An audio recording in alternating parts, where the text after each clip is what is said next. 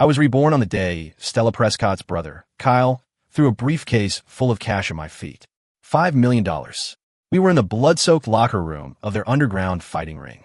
The first time this happened, I kicked the case aside and snarled, "My love for Stella isn't something you can buy." He just laughed, patting my cheek with contempt.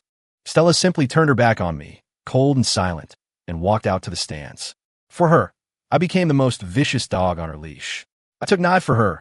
I risked my life for her. 10 years of blood and violence, and I collected 37 scars to prove it. In the end, during a shootout at the docks, I took 3 bullets for her.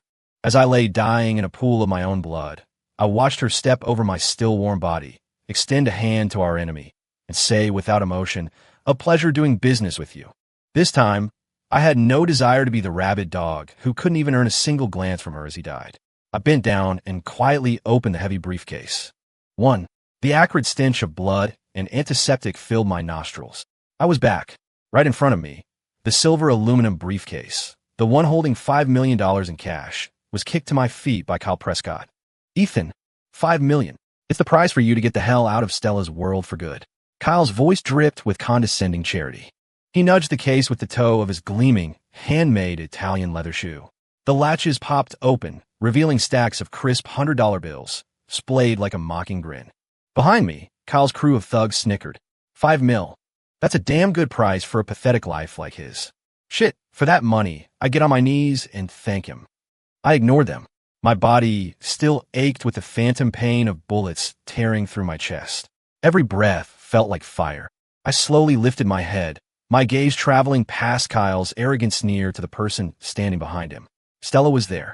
She wore a simple white dress, looking like an immaculate snow lotus in this filthy, blood-stained locker room. She looked at me, her perfect eyebrows knitting together in a flicker of irritation. My silence, it seemed, was boring her. In my past life, that single expression was what stung me into a frenzy, what made me kick the money away to defend my laughable one-sided love. All it got me was her cold, retreating back, and 10 years later, the finality of her stepping over my corpse. A tidal wave of hatred churned in my chest, threatening to choke me. But I forced it down.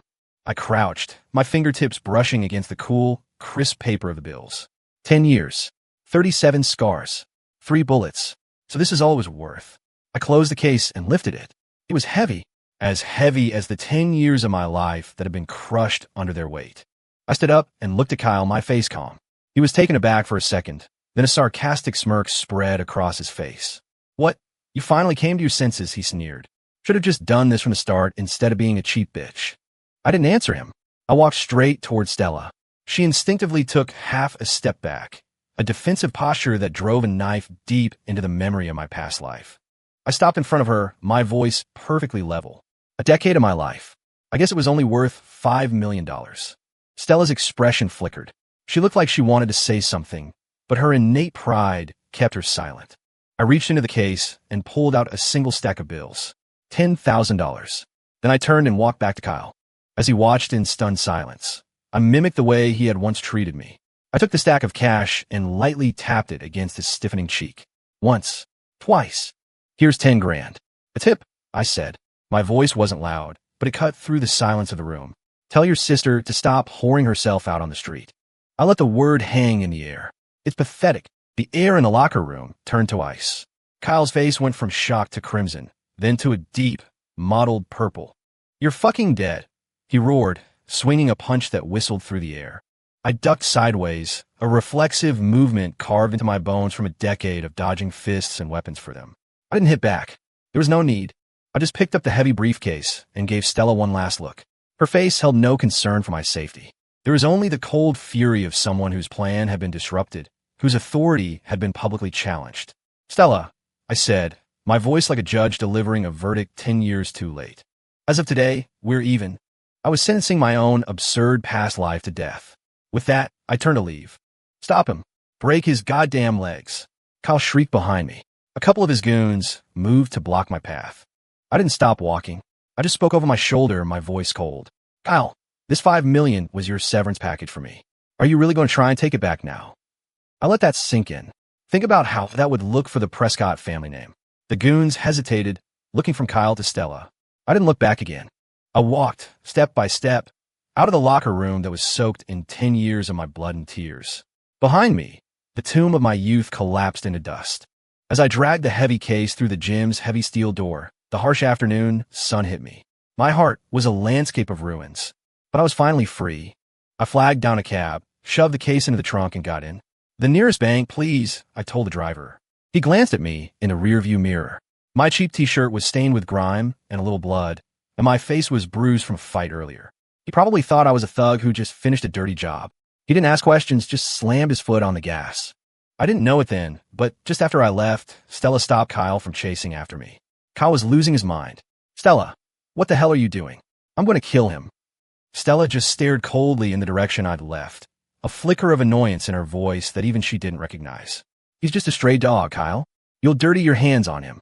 She paused. "He took the money. Now he's out of our lives. It's for the best." Kyle was still furious. But what he just said? Stella cut him off, her tone returning to its usual indifference. "He won't live a week." She gave a slight, cruel smile. "Do you really think a broke nobody dragging a briefcase with $5 million in cash can make it off this block alive?" The taxi dropped me at a major bank downtown. I carried the case into the private client office, and under the wealth manager's suspicious gaze, I deposited the entire $5 million. Then, I used the new account to open an international brokerage portfolio. Without a moment's hesitation, I wired the entire sum into a single, obscure cryptocurrency. Ethereum. In my past life, this was the asset that 1 month from now would explode in value by over 30 times. The catalyst was 3 days away. A Wall Street hedge fund legend was about to publicly endorse it during a primetime interview on CNBC. With my investment made, I walked out of the bank. I had only a few $100s left in my pocket, but I felt a sense of calm I hadn't known in years. This wasn't a gamble. It was a surgeon's precision, guided by perfect foresight. I didn't waste the next 3 days. I checked into the cheapest motel I could find and bought a burner phone. I started searching for one person, Leo Vance.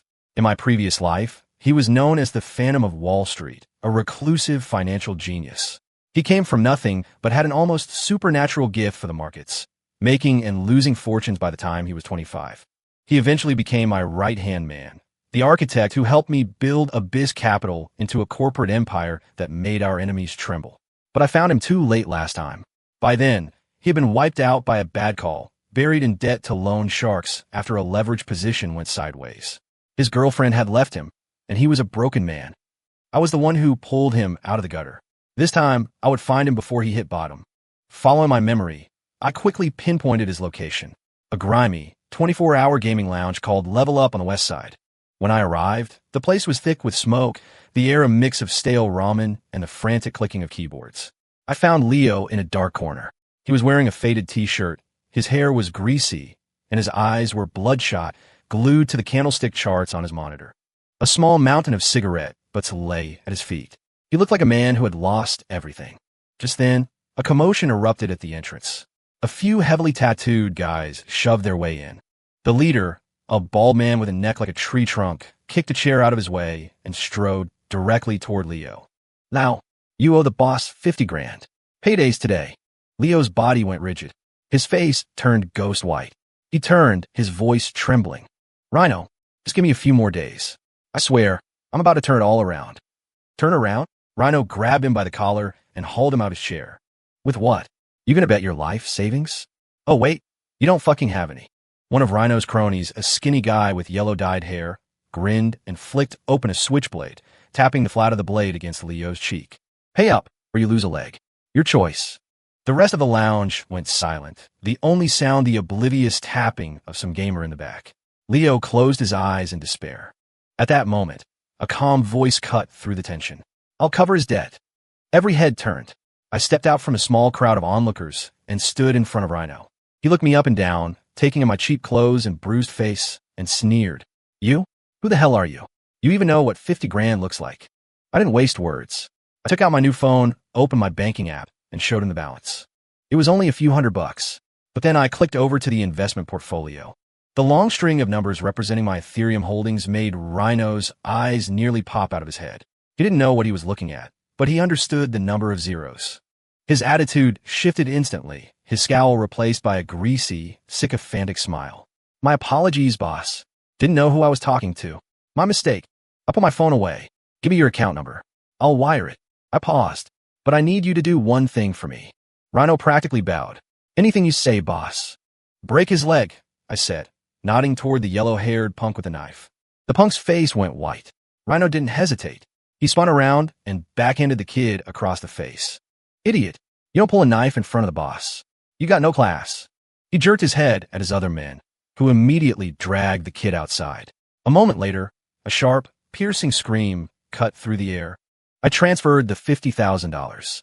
Rhino thanked me profusely and left with his crew. The lounge returned to its previous state of smoky silence, leaving only me and Leo, who had slumped to the floor.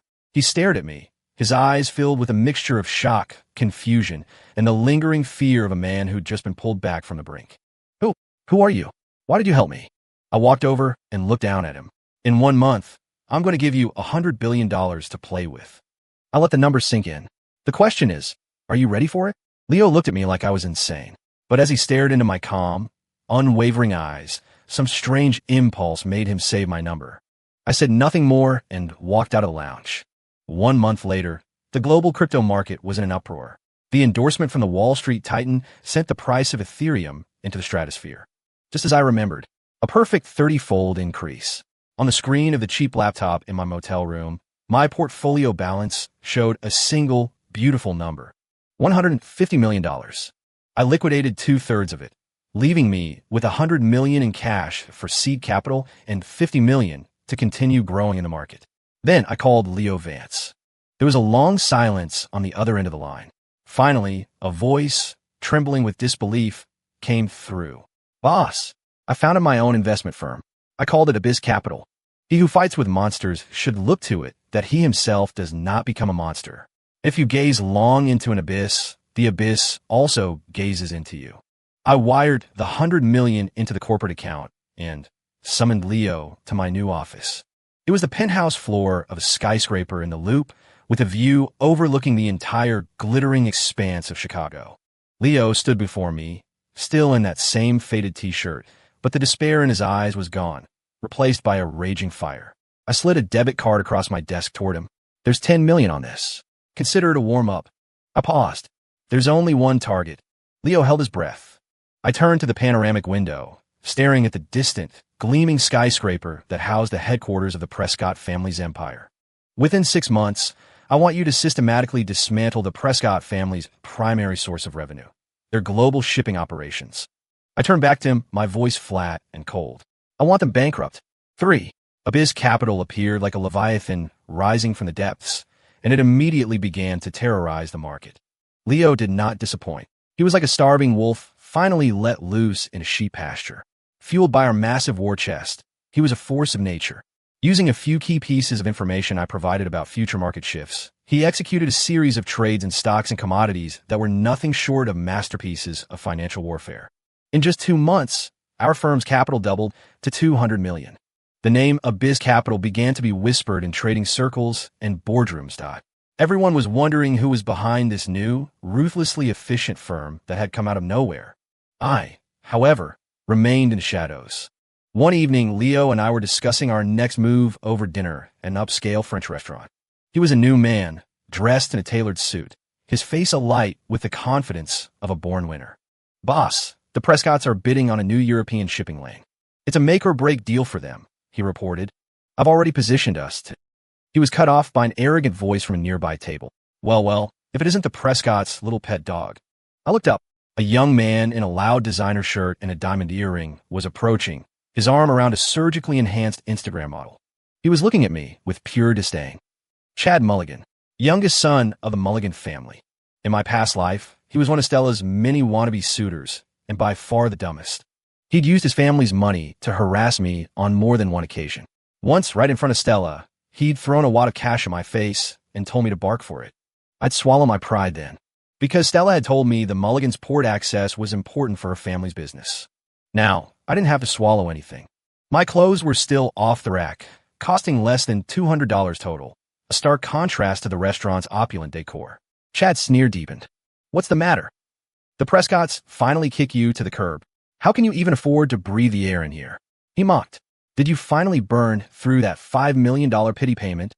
So, he knew about the money. That idiot Kyle must have been bragging. I calmly went back to cutting my steak. Leo, however, stood up, his expression glacial. Mr. Mulligan, I suggest you watch your tone. He gestured to me. This is Ethan Cross, the president of Abyss Capital. Chad blinked, then burst out laughing, bending over with exaggerated hilarity. Abyss Capital? What the hell is that? Never heard of it. He roared. President? Ha ha. Since when do we call a stray dog a president? His date giggled along with him, looking at me as if I were the punchline to a fantastic joke. The commotion drew the attention of other diners. Chad basked in the spotlight. He sauntered over to my table, deliberately raising his voice. Ethan, do yourself a favor and get the hell out of here. You're staining the carpet. I finished my bite, wiped my mouth with a napkin, and finally met his gaze. Is that so? I took out my phone and made a call right in front of him. It was picked up almost instantly. Mr. Cross, good evening. How can I help you? A deferential voice said. It was Mr. Henderson, the director of my private bank, where I had recently deposited a 9-figure sum. I spoke calmly. Mr. Henderson, good evening. I paused, letting the name sink in. That $100 million line of credit for the Mulligan family's expansion. I'm starting to think it's a bit of a risky investment. Perhaps you should reconsider it. Henderson didn't hesitate. I understand completely, Mr. Cross. Consider it done. I hung up. The entire call lasted less than 30 seconds. The smile froze on Chad Mulligan's face. He hadn't processed what just happened. Then, his phone began to vibrate violently. He fumbled to answer it.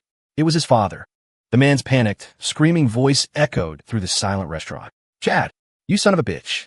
Who did you piss off? The bank just called. They're pulling our financing. The company is going under. We're ruined. The color drained from Chad's face. He looked like he'd seen a ghost. The hand holding his phone trembled as he stared at me, his eyes wide with a terror that was reserved for things that crawl out of nightmares. You. He couldn't form a sentence. I stood up and walked over to him. I took a silk pocket square from my jacket and slowly, deliberately wiped my hands as if I had just touched something filthy. Then I dropped the square on his face. Tell Stella, I said, my voice low and clear. Next time she wants to send someone to test me, she should send someone with a brain. Without a backward glance, I walked out with Leo, leaving the entire restaurant staring in stunned silence. Chad Mulligan's legs gave out, and he crumpled to the floor. He would never understand. Some men, once you break their chains, don't just run away. They come back as wolves. The revenge plot proceeded like clockwork. Under the combined assault from Leo and me, the Prescott family lost their bid for the new European shipping lane, a devastating blow. Soon after, several of their subsidiary companies were hit with scandals involving financial fraud and workplace safety violations. Their stock price plummeted, erasing billions in market value. The once invincible Prescott empire was now teetering on the brink of collapse. Every day, I sat in my office, watching the Prescott family's net worth bleed out on a monitor, but I felt none of the satisfaction I had anticipated. Instead, there was just a vast, hollow emptiness. I was a lone wolf who had run across the plains for too long. Even after I'd torn out the throats of all my enemies, I still had nowhere to go. I started having trouble sleeping, spending my nights sitting by the panoramic window, watching the endless sea of lights in the city below. Not a single one of them was shining for me. One night, a torrential rainstorm lashed the city. I finished up at the office and was driving back to my hotel. Lightning split the sky, illuminating the city in stark, ghostly flashes.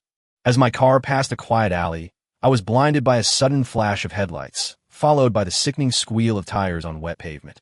A black sedan sped away, splashing through a massive puddle. In its wake, a tiny, fragile body lay in the street, twitching in a pool of water and blood. It was a kitten, barely a few weeks old. The rain washed over its white fur, mixing with the crimson blood. It let out a faint cry, a sound like a newborn baby's whimper. In that instant, I saw myself in my past life, dying on the cold ground of the docks. The same hard rain, the same helplessness. Everyone had just walked past me. No one stopped. On pure instinct, I slammed on the brakes. I threw open my car door and ran into the downpour. The rain instantly soaked through my expensive, custom-tailored suit. I gently scooped up the kitten. Its tiny body trembled in my palm. Its breathing, so shallow, was almost gone. I tore off my suit jacket, wrapped the kitten in it, and ran like a madman through the rain, desperately searching for the glowing sign of a vet clinic. Finally, at the end of a block, I saw it. A small, dimly lit sign. Sunshine Pet Clinic. I burst through the door. A young woman in a white coat and a ponytail jumped, startled, dropping the book she was reading. She looked up and saw me, a soaking wet man, radiating a cold, violent energy, clutching a bloody bundle. But she wasn't afraid. She rushed forward. What happened to him? Her voice was gentle, like the first rays of sun after storm. I handed her the kitten, my own voice hoarse and unrecognizable. He was hit by a car. Please save him. She took the tiny animal and immediately ran toward an operating room, calling back over her shoulder, "Don't worry, I've got him." I stood outside the operating room, my body freezing, rainwater dripping from my hair onto the linoleum floor. I couldn't sit still. It was the first time since my rebirth that I had felt this kind of anxiety. It wasn't for revenge, and it wasn't for money. It was for a small, fragile life I didn't even know. I waited all night. The next morning, as the first light of dawn streamed through the window, the door to the operating room opened. The young woman emerged, looking exhausted but smiling brightly. She gave me a thumbs up. "He's going to be okay. He's a tough little guy." The sunlight fell on her clean, honest face and illuminated her clear, bright eyes. At that moment, I felt a tiny crack appear in my heart, which had been frozen and numb for so long. A single beam of light had found its way in. Her name was Clara Evans. She was the owner and sole employee of the clinic. I learned that the clinic was constantly losing money. She kept it open only because she offered free services for stray animals, a cause she was deeply passionate about. Watching her eat a plain bagel for lunch to save money, something inside me shifted. I made an anonymous donation to the clinic's account. Not a huge amount, $50,000, enough for her to renovate the place and hire some help. I started visiting the clinic regularly to see the kitten. He was recovering remarkably well, already full of energy. Clara asked me what I wanted to name him. I thought for a moment. Let's call him 150. The strange name made her laugh, her eyes crinkling into happy crescents. She said she'd never heard such a materialistic name for a cat. I didn't tell her that the number represented the start of my new life. The time I spent with Clara was the most relaxed I'd been since my rebirth. We would feed 150 together and clean up the clinic. She would tell me stories about the strays she'd rescued, her eyes full of a pure, unadulterated love for her work. She never asked about my past. She wasn't intimidated by the cold, violent aura that kept everyone else at a distance. It was as if she could see past my hardened exterior to the wasteland within. "You know, Ethan," she said one day, "you have a really nice smile. You should use it more often." That day, after I left the clinic, I looked at myself in my car's rearview mirror and tried to smile. The man in the reflection pulled his lips back, but his eyes remained as cold as ice. A puppet who had forgotten how to feel joy. Perhaps, I thought, I would only be able to truly smile on the day my revenge was complete. The city's annual charity gala auction was held, as always, at the most exclusive hotel. The guest list was a who's who of the city's elite, the tiny fraction of people who sat at the very top of the pyramid. In previous years, I was only allowed in as a bodyguard for the Prescott family, standing silently in a corner while Stella moved through the crowd, a dazzling socialite charming everyone she met. This year, as the president of a BIS capital, I was seated at the main table. My table mates were the titans of industry who controlled the city's economic pulse. They greeted me warmly, eager to exchange business cards and curry favor with the city's most explosive rising star. I handled their advances with practiced ease, my eyes scanning the ballroom. It didn't take long to find them. The Prescott family. Kyle stood behind his father, Arthur Prescott, looking gaunt and anxious. Arthur, once a lion of the business world, now looked old and tired, his temples grayed. He was forcing a smile as he greeted people, but no one of consequence paid him any real attention. People are always quick to abandon a sinking ship. Stella was still a vision in a designer gown and flawless makeup, holding herself with the same proud defiance. But the deep-seated worry in her eyes betrayed her calm facade. I knew what they were so desperate for. The Prescott family's cash flow had dried up. The banks had rejected all their loan applications. Their only hope was tonight's auction. The main event was a parcel of land in the South Loop being sold by the city for a new commercial development. If they could win the bid, they could use the land as collateral to secure a life-saving loan and stave off ruin. It was their last lifeline. Unfortunately for them, I was here. The auction began. The first few items were art and jewelry, and I watched with disinterest. Then, the auctioneer's voice boomed through the hall. And now, ladies and gentlemen, for our final item of the evening, the prime commercial development plot, South Loop Section 001. The bidding will start at $50 million. A charge went through the room. Arthur and Kyle's eyes lit up with the desperate hope of drowning men spotting a piece of driftwood. 55 million. Kyle was the first to raise his paddle, his voice shaking slightly. 60 million. The CEO of a rival real estate firm countered. 62 million. 65. The price climbed steadily. Kyle kept raising his paddle, his bid small and cautious, showing the strain, but he was clearly determined to win. The price quickly shot up to 80 million. This was already more than most considered the land to be worth.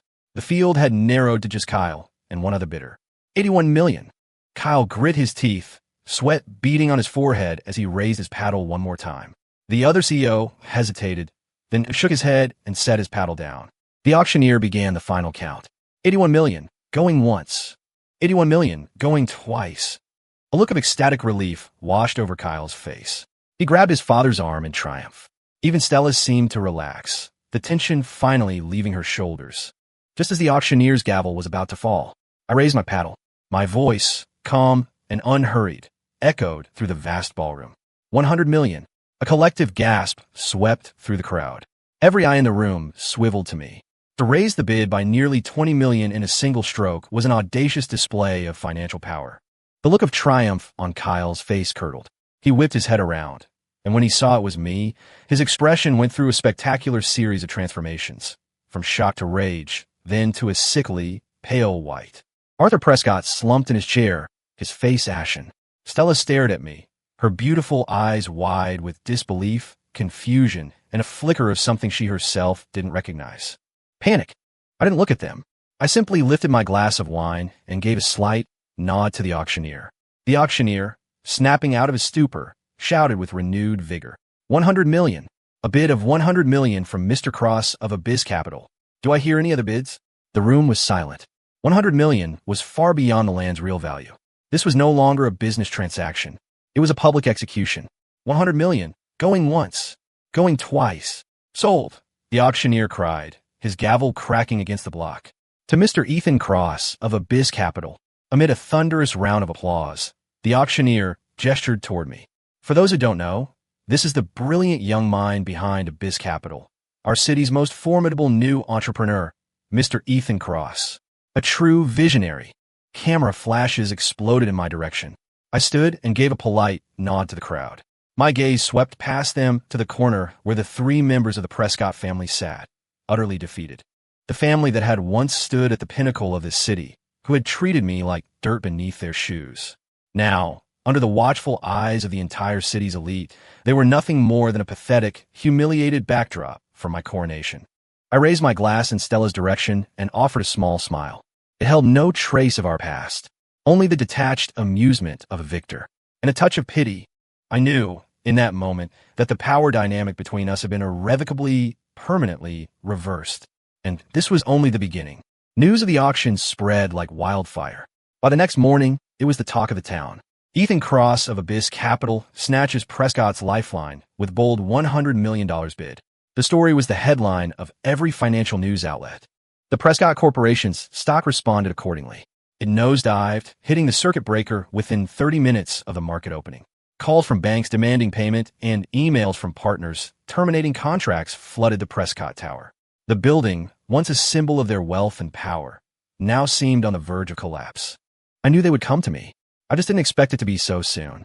That afternoon, while I was reviewing some documents, my assistant buzzed. Mr. Cross, Arthur Prescott, Kyle Prescott, and Stella Prescott from the Prescott Corporation are here to see you. She paused. They don't have an appointment. I didn't even look up from my desk. Let them wait in the lobby. My assistant was surprised, but simply replied, "Yes, sir," and hung up. I went back to my work as if nothing had happened. 1 hour passed. Then 2. It wasn't until the sun began to set, casting long shadows across my office, that I finally closed the file I was working on and stretched. I walked to the floor-to-ceiling window and looked down at the main lobby. The 3 of them were still there, waiting, standing like statues frozen in time.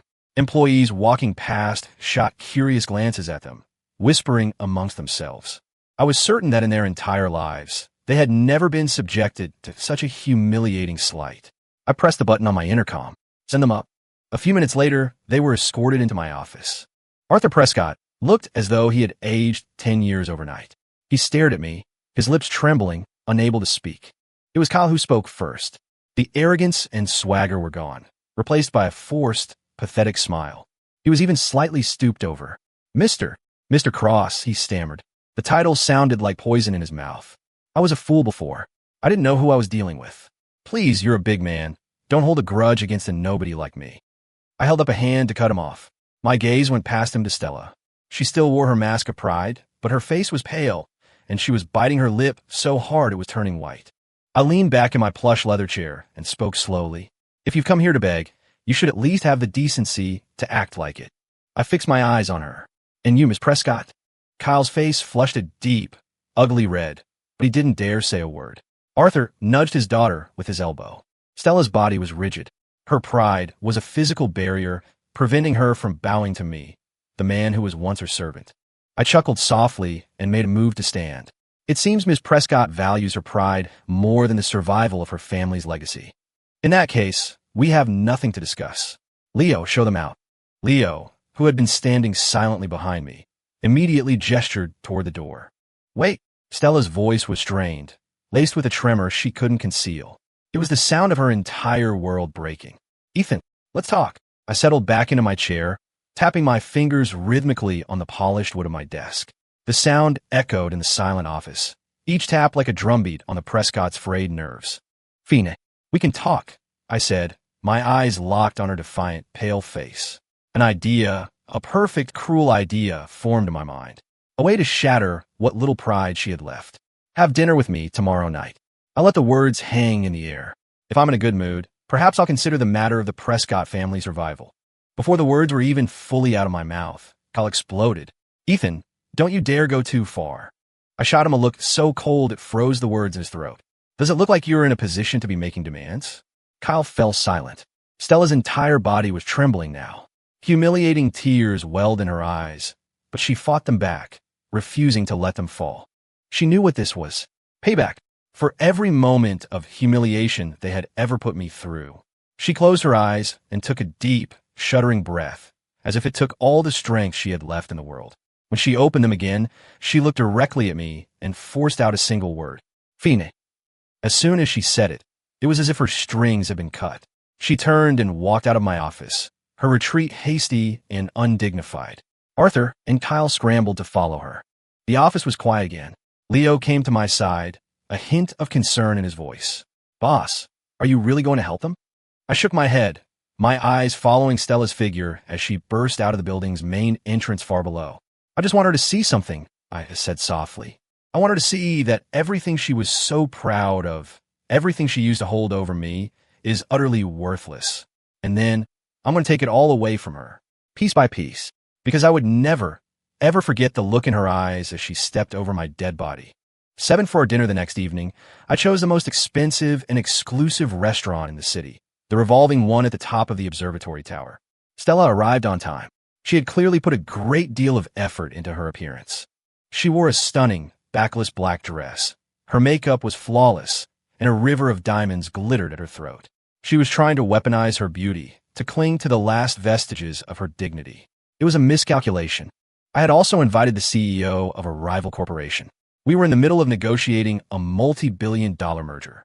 When Stella walked in, I simply nodded at her and gestured to the empty chair at our table. Then I turned back to my guest and never looked at her again. Right in front of her, I laughed and traded stories with my business partner, our conversation flowing from global financial trends to future industrial tech synergies. We were engrossed, animated. It was as if Stella wasn't there at all, just another piece of furniture or a silent, beautiful waitress. She sat there for 2 full hours. She couldn't get a single word in. The exquisite meal placed before her remained untouched. The stem of her wine glass was in danger of snapping from the pressure of her grip. I could feel the waves of humiliation and rage rolling off her, so thick they were almost tangible. This, I knew, was far more painful for her than a public slap in the face. This was a clear, undeniable demonstration that she and the entire Prescott family had been exiled from my world. We were not on the same level anymore. We weren't even playing the same game. Finally, my guest signed a contract with a satisfied smile, shook my hand, and departed. The restaurant was quiet, leaving just the 2 of us. She could no longer contain herself. Her voice was a raw, broken whisper. What do you want from me? I dabbed my mouth with my napkin, feigning surprise as if I had just noticed she was there. Want? I don't want anything. I stood up. Dinner's over. You can go now. Stella stared at me in utter disbelief, her body trembling with fury. You were just toying with me? I smiled. A genuine, cold smile. Ms. Prescott, you were the one who insisted on having dinner with me. I certainly didn't beg you to come. I paused at the door. As for your family's business, I'll consider it. I put a special emphasis on the word consider. Looking at her face, twisted with a humiliation so profound it was almost ugly, I felt nothing. Not satisfaction. Not joy. Just boredom. So this was revenge. It was emptier than I had imagined. I turned to leave. Ethan, her voice, coming from behind me, held a note of vulnerability I had never heard before. Is there really no chance for us? At all? I stopped, but I didn't turn around. Sure, there's a chance. I let the silence stretch. When the Prescott family is officially bankrupt and you find yourself with nowhere to go, maybe then I'll consider hiring you as a janitor at my company. Without another word, I walked out. Behind me, I heard the sound of shattering porcelain. I drove away from the restaurant, but I didn't go back to my hotel. Without consciously deciding to, I found myself parked outside Clara's pet clinic. It was late, but a light was still on inside. I let myself in and found Clara asleep at her desk, still in her white coat. 150 was curled up at her feet. I walked over, took off my jacket, and gently draped it over her shoulders. She stirred, rubbing her sleepy eyes. Ethan, what are you doing here? Came to see 150, I lied, nodding at the cat. The cat immediately trotted over and started rubbing against my leg. Clara smiled at my transparent excuse. I think you came to see me. She stood up and poured me a cup of hot tea. We stayed there for a while, giving 150 a late-night snack. She told me about a few new strays the clinic had taken in, animatedly describing their quirky personalities. Her eyes were so clear, so full of warmth. In her presence, the cloud of rage and exhaustion that constantly surrounded me began to dissipate. I had a sudden realization. The fleeting, hollow satisfaction of my revenge on Stella was nothing compared to this. This quiet, simple warmth was what my soul had been starving for. As I was leaving, Clara walked me to the door. She suddenly said, Ethan, you seem troubled tonight. I froze. She stood on her toes, reached out, and gently smoothed the tense lines on my forehead. Her touch was cool, but sent a jolt of warmth through me. Don't frown so much, she said softly. If something's wrong, you can talk to me about it. I may not be able to solve your problems, but I'm a very good listener. I looked down into her clear, earnest eyes, so close to mine, and for the first time in a decade, my heart skipped a beat. I quickly looked away, feeling flustered, and made a hasty retreat to my car. Sitting behind the wheel, I could still feel the phantom warmth of her fingertips on my skin. I think I realized with a jolt of panic I have a weakness now. The rise of the biz capital was unstoppable. After acquiring several mid-sized companies, we set our sights on the city's other corporate behemoth, Apex Holdings. Apex's business portfolio was very similar to the Prescott Corporation's, but they were far more powerful and had deeper connections. Conquering Apex would mean controlling half of the city's economy. But this time we hit a wall. During the bidding for a crucial overseas mining project, it was as if Apex knew our every move in advance. They countered every one of our offers, anticipated our strategies, and ultimately won the project by a razor-thin margin. It was the first major defeat for Abyss Capital. Leo was grim. Boss, there has to be a leak. They knew our entire playbook. I stared at a photo of the CEO of Apex Holdings on my monitor, my eyes cold. He was a man in his early 30s, with gold-rimmed glasses and a sophisticated, charming smile. But behind the lenses, his eyes held a chilling, predatory intelligence. Julian Thorne. Of course, I knew him. In my past life, he was the one who had partnered with Stella. Together, they had set the trap at the docks that had ended my life. He was her final choice. A man who was even more ruthless, even more soulless than she was. I hadn't expected to face him so soon in this life, and it seemed he was rising faster and with more ferocity than before. A few days later, we met in person at a business gala. He approached me, a glass of champagne in his hand and a practiced, insincere smile on his face. Mr. Cross, I've heard so much about you. A pleasure to finally meet the wunderkind of Chicago finance. I clinked my glass against his. The sound was sharp, final. Mr. Thorne, the pleasure is all mine. I met his gaze. I just hope your foundations are solid. Some companies climb so fast they forget how hard the fall can be. He understood my meaning perfectly. His smile didn't falter, but his eyes turned to ice. We'll see, won't we? he said smoothly. I, for one, am very excited to see what other surprises you have in store for me. The war had begun. Julian's methods were far more sophisticated and venomous than the brutish tactics of someone like Kyle Prescott. He attacked us on all fronts. He poached our key employees, bought out our strategic partners, and spread vicious, anonymous rumors about our firm's stability. For a time, Abyss Capital was under siege. But with my perfect knowledge of future market shifts and Leo's unparalleled trading skills, we always managed to turn the tables at the last second, often turning his attacks back on him. We were like two apex predators locked in a bloody, primal battle for territory in the concrete jungle of the city. Julian quickly realized he couldn't beat me in a straightforward business war. So, he resorted to dirtier tactics. He started digging into my personal life, searching for a weakness. One day, Leo walked into my office, his face grave. He handed me a manila envelope. Boss, this was delivered by a messenger. From Julian Thorne's office. I opened it. Inside was a series of high-resolution photographs. They were of me, coming and going from Claire's clinic. There was a shot of me from behind, walking with her in a park as I held 150. There was another, a close-up of her on her tiptoes, her face full of gentle concern as she smoothed my brow outside the clinic door. Every picture was perfectly framed, perfectly clear. At the bottom of the stack was a small, typed note. It contained a single sentence. Mr. Cross, your weakness is quite charming. My hand clenched around the photos, my knuckles turning white. A wave of pure, cold rage, an emotion I hadn't felt since the moment of my death, washed over me. I knew Julian. I knew what he was capable of. He was a sociopath who would not hesitate to destroy an innocent woman to get what he wanted. I immediately got on the phone with an old contact from my past life and paid an exorbitant fee to hire a team of elite private security contractors, ex-special forces, to provide 24/7 protection for Clara. Then I called her. Clara, I need you to do something for me. Can you stay away from the clinic for a little while? She sounded confused. Why? It's so busy. There are so many animals that need me. I didn't know how to explain the danger she was in. I couldn't drag her into the bloody vortex of my revenge. All I could do was force a harsh, commanding tone. Just listen to me. Take a few days off. I'll cover all the clinic's expenses. There was a silence on the other end of the line. Then, her voice came back, small and hesitant. Ethan, are you in some kind of trouble? My chest tightened. No, don't worry about it. After I hung up, I stared out at the city lights, and for the first time, I felt a deep, gnawing fear. I had built an empire from nothing. I thought I was invincible, but I was powerless to protect the one person who mattered. Julian, I thought, my hands balling into fists. You had better not touch her. If you do, I swear to God, I will show you what hell really looks like. I underestimated Julian Thorne's depravity. I had placed the best security money could buy around Claire's clinic. I thought she was safe, but Julian's methods were more insidious than I could have imagined. He didn't send thugs. He didn't make a direct move. He found a gambling addict who lived in the apartment below the clinic and paid off his debts. Late one night, the addict, in a drunken stupor, accidentally knocked over a propane tank in his kitchen. The apartment was directly beneath Sunshine Pet Clinic. Boom! The explosion rocked the entire block. I was in my boardroom, about to sign a contract for a multi-billion-dollar acquisition, when my phone rang. It was the head of my security detail, his voice frantic. Boss, there's been an accident. A fire broke out at the clinic.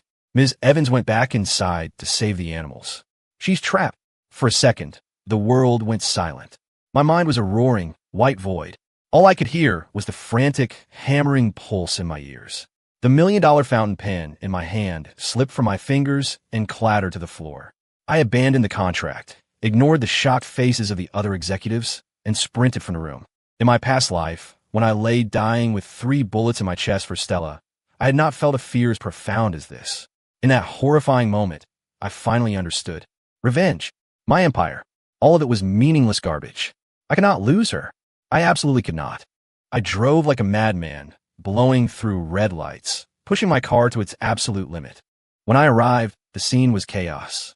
Flames licked at the sky, turning the night a hellish orange. Acrid smoke burned my lungs. The wail of sirens was a physical pain in my ears. The clinic was a raging inferno. My security team grabbed me, physically restraining me. Boss, you can't. It's too dangerous. I shoved them away, my eyes bloodshot, ready to charge into the flames myself. Let me go. Just then, 2 firefighters emerged from the smoke, supporting a soot-covered figure between them. It was Clara. She was clutching a pet carrier to her chest. She saw me, and a weak, trembling smile touched her lips. Ethan, look. She coughed, her voice raspy. 150. He's okay. Then, her eyes rolled back, and she collapsed. I surged forward and caught her before she hit the ground. The pet carrier fell, and 150 let out a terrified shriek from inside. I looked down at Clara's face, blackened with soot and grime, and the tension that had been holding me together finally snapped. She was alive. Thank God. She was alive. And in the wake of that relief came a wave of rage, so cold, so absolute. It felt like my soul was freezing over. Julian Thorne, you are a dead man. I gently passed Clara to the paramedics, watching as they loaded her into the ambulance. Then I turned to the captain of my security team. My voice was devoid of all emotion, as cold and quiet as the grave. Find him. Find a man who set the fire, and find the man who paid him. I want him, and everyone else involved in this, to understand the meaning of suffering. Make it slow. 10 Clara was taken to the best private hospital in the city. The doctors confirmed she had smoke inhalation and some minor burns, but she was out of danger. I sat by her bedside all night, watching her pale, sleeping face. The fear and rage warred inside me, a toxic cocktail that threatened to consume me. She woke up early the next morning. The first thing she asked, her voice hoarse, was 150? What about the other animals? I told her they were all safe, that I had already arranged for them to be moved to a temporary shelter. She finally relaxed, then looked at me, her eyes welling with tears. I'm so sorry, Ethan. The clinic you built for me. I let it all burn down. I took her hand. As long as you're okay, I said, my voice thick with emotion. Nothing else matters. After making sure she was comfortable, I stepped out into the hallway. I called Leo. Lau. I'm here, boss. 3 days, I said. My voice was unnervingly calm. I want Apex Holdings wiped from the face of the earth. Whatever it takes. Burn it all down. There was a brief pause on the other end. Then, Leo's voice came back, imbued with a conviction I had never heard from him before. Understood. What followed was the most brutal, scorched-earth corporate takedown the city had ever seen. I unleashed our entire war chest. I called in every favor, leveraged every alliance. We began a relentless, massive short-selling campaign against Apex stock. Simultaneously, I activated every underworld contact from my previous life. I paid fortunes to dig up every piece of dirt on Julian Thorne. Julian could never have anticipated the sheer ferocity of my retaliation. I was no longer a strategist. I was a berserker, willing to sacrifice my entire empire for the sole purpose of his annihilation. Day 1. Under the weight of our coordinated attack, Apex's stock crashed, triggering a market-wide halt. Day 2. A mountain of irrefutable evidence detailing Julian's history of financial crimes. Money laundering, insider trading, bribery was anonymously delivered to the SEC, the DOJ, and every major news outlet. The story exploded. Apex's partners began to defect in droves. The banks froze his credit lines and called in their loans. His entire financial structure imploded. He panicked. He tried to revert to his old tricks, sending a team of his best enforcers to intimidate me. But his best were amateurs compared to the team of ex-Delta Force operators I had on my payroll. They were intercepted, neutralized, and dumped, bruised and broken, on the steps of the nearest police station. Day 3. Apex Holdings filed for bankruptcy. Julian Thorne was arrested at the airport, trying to flee the country on a forged passport. I watched it all unfold on the news, standing in Clara's hospital room. I saw the footage of Julian, his perfect facade shattered, being shoved into the back of a police car. Clara saw the news report, too. She turned to me, her eyes wide with a dawning, worried understanding. Ethan, this was you, wasn't it? I didn't answer. I felt no triumph, no thrill of victory, just a quiet, profound sense of peace. The storm was finally over. I walked to her bedside and gently, carefully, pulled her into an embrace. I could finally protect the one ray of light in my dark world.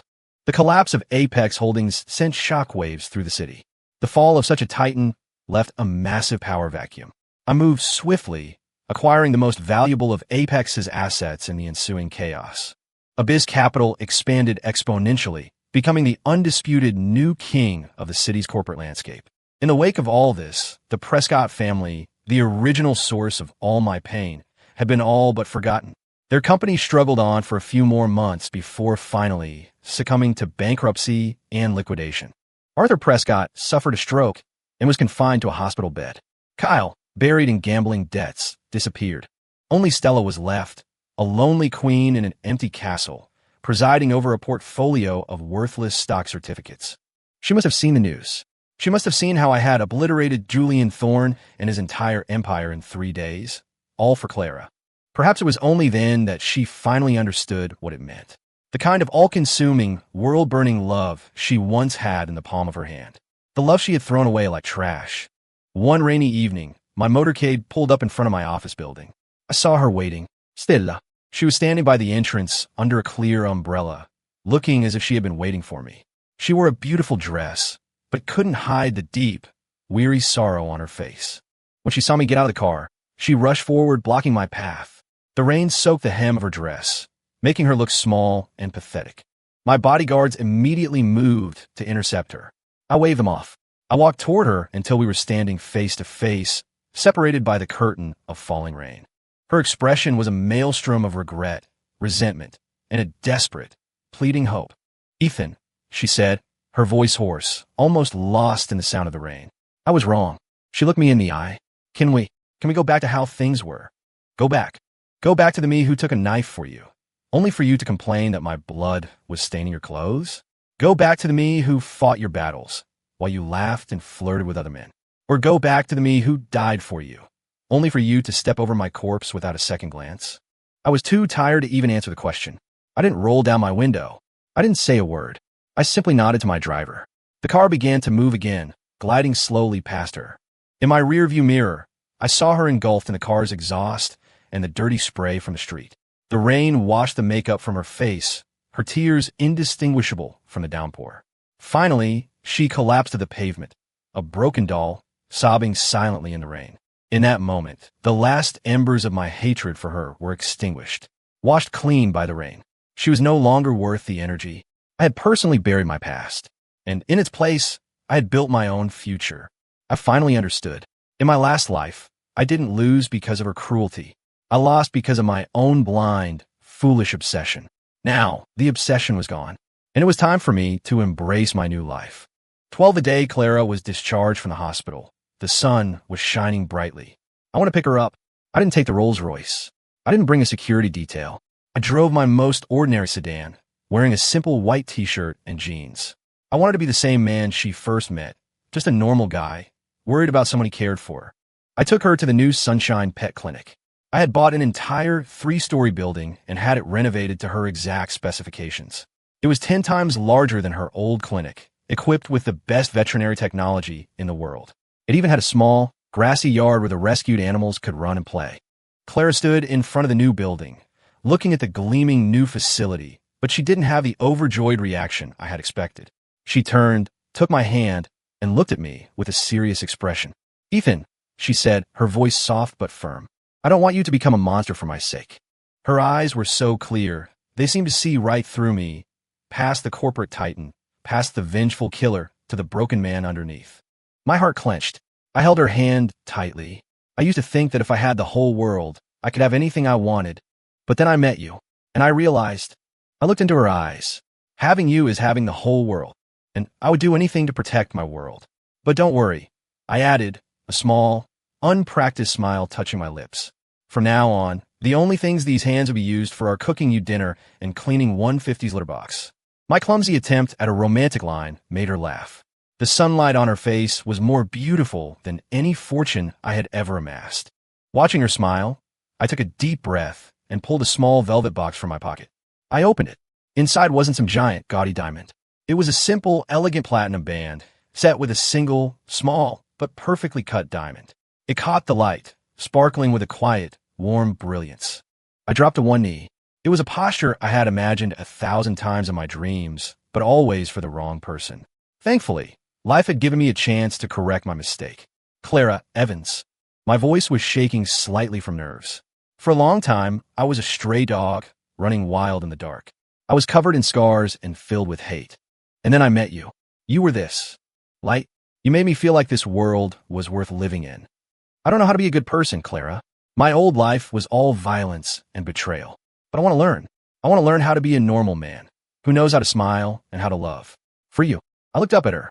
Will you marry me? Will you be my teacher? Tears streamed down her face like strings of broken pearls. She was crying, but she was smiling at the same time. She didn't speak. She just nodded, her whole body shaking.